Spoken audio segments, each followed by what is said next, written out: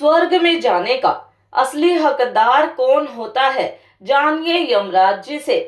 जैसा कि हम लोगों को हमेशा लगता है कि पुण्य कर्म करने वालों को स्वर्ग की प्राप्ति होती है तथा पाप करने वाले लोगों को नरक में जाना पड़ता है, लेकिन आप गलत हैं। इस कहानी के माध्यम से हम आपको बताएंगे कि स्वर्ग में जाने का असली हकदार कौन है और वह कौन से कर्म हैं जिससे आपके सारे कष्ट और पाप समाप्त हो जाते हैं। तो चलिए जानते हैं इस पवित्र कथा के माध्यम से। दोस्तों, एक बार पृथ्वी लोक पर 4 व्यक्तियों की मृत्यु एक साथ हुई थी।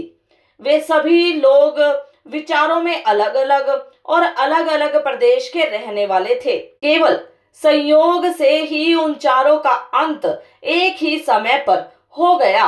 एक ही समय पर यम के दूत उन चारों को लेने के लिए आए।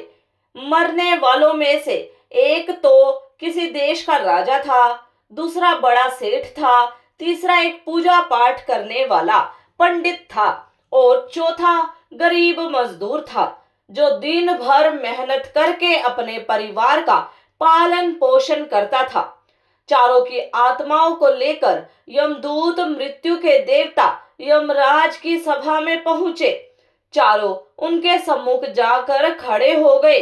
वे सोच रहे थे कि कौन स्वर्ग में जाएगा और कौन नरक में। उस समय यमराज अपने आसन पर विराजित नहीं थे, तो वे चारों आपस में बातचीत करते हुए स्वयं को ही स्वर्ग मिलना चाहिए यह कहने लगे।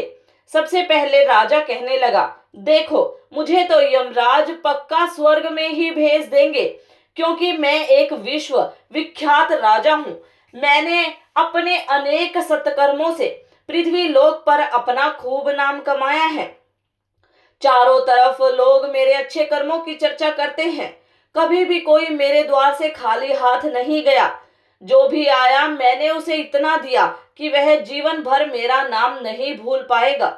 हर तरफ मेरे नाम का यशगान हो रहा है। मेरे द्वारा दिए गए दान से लाखों लोगों को खाने को अन्न मिला, रहने को आश्रय मिला। इसलिए मेरे कर्मों को देखते हुए यमराज मुझे पक्का ही स्वर्ग में भेजेंगे। मित्रों, राजा की बात सुनकर वह सेठ कहने लगा, हे भाई, मैंने तो पृथ्वी पर रहकर खूब धन कमाया और उस धन से मैंने लाखों लोगों की सहायता की। मैंने अपनी कमाई का 10वां हिस्सा सदैव दीन दुखियों की सहायता में उपयोग किया है। मेरे शुभ कर्मों को देखते हुए यमराज मुझे ही स्वर्ग में भेजेंगे, यह बात मैं पहले से ही जानता हूँ। सेठ की बात सुनते ही पंडित जी कहने लगे, अरे भाई, क्यों फिजूल की बातें कर रहे हो? स्वर्ग में जाना कोई आसान काम नहीं है। स्वर्ग में जाने के लिए दान के साथ पूजा पाठ करना पड़ता है। इसलिए स्वर्ग में तो मैं ही जाऊंगा, क्योंकि मैंने भगवान का खूब जप तप पूजा पाठ किया है। पूरा जीवन मेरा पूजा आराधना में बीता है।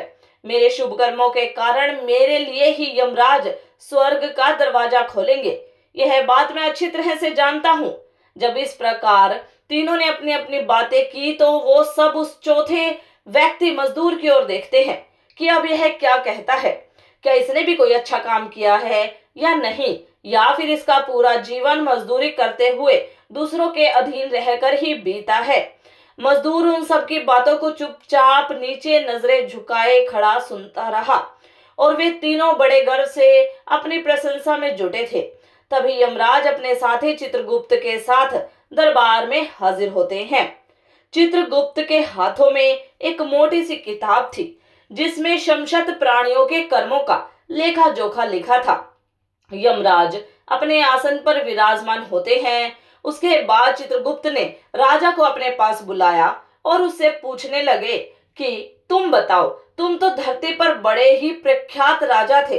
तुमने अपने जीवन में कौन कौन से शुभ कर्म किए हैं तथा कितने लोगों को दुख दिया है, कितने लोगों का भला किया है। बाद में मैं अपनी पुस्तक में देखकर यह फैसला करूंगा कि आप स्वर्ग में जाने के अधिकारी हैं या नहीं। तब बड़े गर्व के साथ राजा अपने कर्मों को बताता है, हे चित्रगुप्त जी, मैं एक बहुत बड़े राज्य का राजा था। मेरा राज्य बड़ा ही समृद्ध और खुशहाल था। मेरे राज्य में दीनहीन गरीब लोग बहुत ही कम थे। सब मेरी छत्र छाया में बड़े आनंद के साथ जीवन यापन कर रहे थे। मैंने अपने राज्य के लोगों को किसी चीज की कमी नहीं होने दी। मेरे राज्य में हर भूखे को भोजन मिलता था। लाखों की धन मोहर उन्हें रोज दान में दी जाती थी। प्रजा के लोग मुझसे बहुत खुश रहते थे। दिन रात में यही मेरे जीवन के अच्छे कर्म हैं। राजा की बात सुनकर चित्रगुप्त ने अपनी पुस्तक उठाई और उसमें देखने लगे। पुस्तक में देखकर उन्होंने राजा को बताया कि तुम जो कह रहे हो वह सर्वथा सत्य है। तुमने अपनी प्रजा को बहुत सुख दिया है, परंतु इसके साथ साथ तुमने बहुत बड़ा अपराध भी किया है। तुमने अपनी राज्य की सीमा को बढ़ाने के लिए जितने युद्ध लड़े हैं, उन युद्धों में हजारों लाखों की संख्या में सैनिकों ने अपनी जान गंवाई है। उन सब की मृत्यु का कारण तुम बने हो। उनके परिवारों को, उनके बच्चों को अनाथ करने वाले तुम हो। उनके स्त्रियों को विधवा बनाने वाले भी तुम ही हो। उनकी माँ की गोद भी सूनी करने वाले तुम हो। तुमने अपने ही सैनिकों के हजारों परिवारों को घोर दुख दिया है। युद्ध लड़कर राज्य बढ़ाने से अच्छा था कि तुम अपने पड़ोसी देशों से मित्रता करके उनके साथ व्यापार बढ़ाते। आपका राज्य तब भी समृद्ध और संपन्न रहता। तुमने अपनी प्रजा को सुखी नहीं बल्कि सैनिकों को दुखी बनाया है, इसलिए तुम स्वर्ग के अधिकारी नहीं हो। यह बात सुनकर राजा चुपचाप पीछे हो गया। उसके बाद चित्रगुप्त ने व्यापारी से पूछा, आपने धरती पर कौन कौन से अच्छे कर्म किए हैं? तब सेठ कहता है, हे चित्रगुप्त जी, मैंने धरती पर जितना धन कमाया उसका 10वां भाग अच्छे कामों में लगाया। लाखों लोगों को भोजन कराया, कई आश्रमों को दान दिया है, कई बेघर लोगों को अपने धन से भर दिया है, कई शहरों में मंदिरों का निर्माण कराया है, कई जगह पर धर्मशालाएं बनवाई हैं, प्रत्येक तीर्थ में भंडारे करवाए हैं। यही मेरे जीवन के अच्छे कर्म हैं। सेठ की बात सुनने के बाद चित्रगुप्त ने अपनी पुस्तक खोली, जिसमें उसके जीवन के सारे अच्छे बुरे कर्म हुए थे। चित्रगुप्त ने बताया कि देखो, तुम जो कहते हो वह सत्य है। तुमने धरती पर खूब दान धर्म किया है, पर तुम्हारा पाप यह है कि तुमने धरती पर जो दान धर्म किया है वह तुमने उन पैसों से किया है जिसको कमाने के लिए तुमने बहुत झूठ बोला है, बहुत ठगी की है, कई चीजों में मिलावट करके बेचा है, नकली चीजों को असली के दामों में बेचा है, कितने व्यापारियों को रास्ते से हटाया है। तुम्हारे इन कर्मों से अनजाने में कितने लोग बीमार होकर मर गए, कितनों ने आत्महत्या कर ली, कितनों की मेहनत का पैसा तुम्हारे पास चला आया। उन सब लोगों की बद्दुआएं तुम्हारे साथ हैं। तुमने जो कुछ भी अच्छा काम किया है वह कर्म शून्य होता है, इसलिए तुम्हारे पास भी तुम्हारा कोई शुभ कर्म नहीं है। तुम स्वर्ग में जाने के अधिकारी नहीं हो। चित्रगुप्त की बात सुनकर व्यापारी भी बड़ा उदास होकर पीछे हो गया।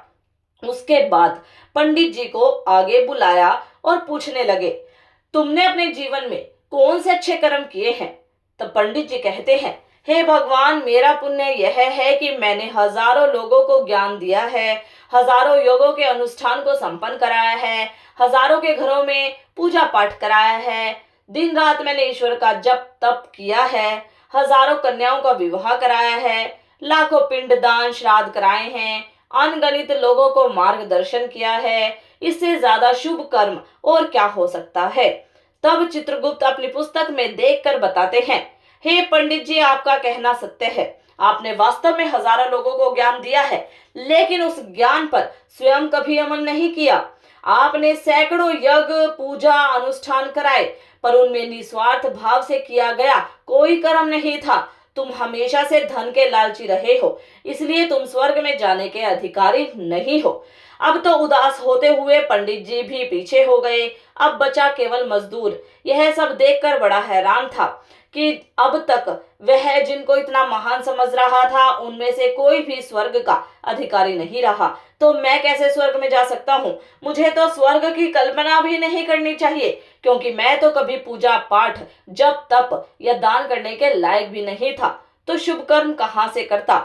मैं तो मेहनत मजदूरी करके सारे जीवन अपने परिवार का भरण पोषण करता रहा। वह मजदूर यह सब बातें सोच ही रहा था। इतने में ही चित्रगुप्त ने उसे भी आवाज लगा दी और उससे पूछा, किंतु वह मजदूर तो पहले से ही कहने लगा, भगवान, मैंने धरती पर एक गरीब के घर में जन्म लिया था। दान हवन पूजा पाठ करके ने के मैं लायक नहीं था, तो मैं शुभ कर्म कहां से करता। मैं तो अपने परिवार का पालन पोषण भी बड़ी मुश्किल से कर पाता था। मैं जानता हूँ भगवान कि मैं स्वर्ग में जाने का अधिकारी नहीं हूँ। मैंने धरती पर भी नरक भोगा है और आगे भी नरक में ही जाने की हैसियत है। किंतु हे प्रभु, यहाँ पर मेरी एक इच्छा है।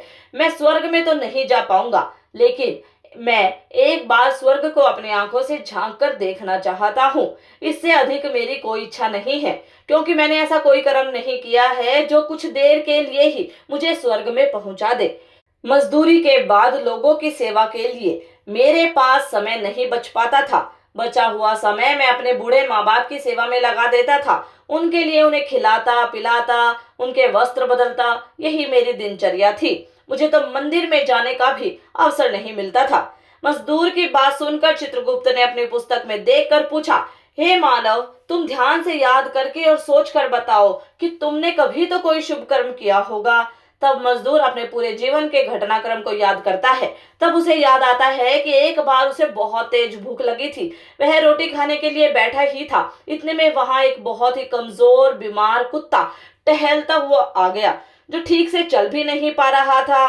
वह आकर मेरे सामने बैठ गया और मेरी रोटी की ओर गौर से देखने लगा। मैं समझ गया कि वह कुत्ता बहुत भूखा है। मेरे अंदर से आवाज आई कि बेजुबान जानवर को छोड़कर तू अकेला कैसे खा सकता है। मैंने वह रोटी स्वयं न खाकर उस कुत्ते को खिला दी। उस दिन मैंने पूरे दिन भूखे पेट रहकर ही काम किया था। मजदूर की बात सुनकर चित्रगुप्त मुस्कुराए और उसका हाथ पकड़कर बड़े सम्मान के साथ उसे स्वर्ग में लेकर गए और बोले, वास्तव में आप ही स्वर्ग में जाने के अधिकारी हो। प्राणियों पर दया दिखाना ही सबसे बड़ा शुभ कर्म है। मनुष्य जो भी काम निस्वार्थ भाव से करता है, वास्तव में उसका ही उसे सबसे बड़ा पुण्य मिलता है। निस्वार्थ भाव से किया गया जन कल्याण के लिए एक छोटे से छोटा काम भी आपके सैकड़ों पापों को नष्ट कर देता है। लोगों से लालच, मोह और स्वार्थ के वशीभूत होकर किया गया शुभ कर्म भी फलदायी नहीं होता है। इसलिए ध्यान रहे, जीवन में अच्छे कर्म अच्छी भावना के साथ करना चाहिए। ऐसा नहीं होना चाहिए कि आपने किसी से धन छीन कर या चुरा कर कर्म किया हो और बाद में उसी धन को दान पुण्य में लगा दिया हो, तो वह धन आपको कभी नरक में जाने से रोक नहीं सकता। तो दोस्तों, स्वर्ग में वही व्यक्ति जाता है जिसने निष्काम निस्वार्थ भाव से प्राणियों की सेवा की हो। भले ही उसने जीवन में एक पैसा भी दान न किया हो, पर वह जिस लायक था, अपने सामर्थ्य के अनुसार उसने निस्वार्थ भाव से जो भी काम किया, वही उसकी मुक्ति का रास्ता तय करता है। तो दोस्तों, अगर आपको यह कथा अच्छी लगी हो तो इस वीडियो को लाइक शेयर सब्सक्राइब करें और कमेंट में हर हर महादेव अवश्य टाइप करें। और ऐसे ही और धार्मिक कहानियों के लिए जुड़े रहिए हमारे चैनल से। धन्यवाद।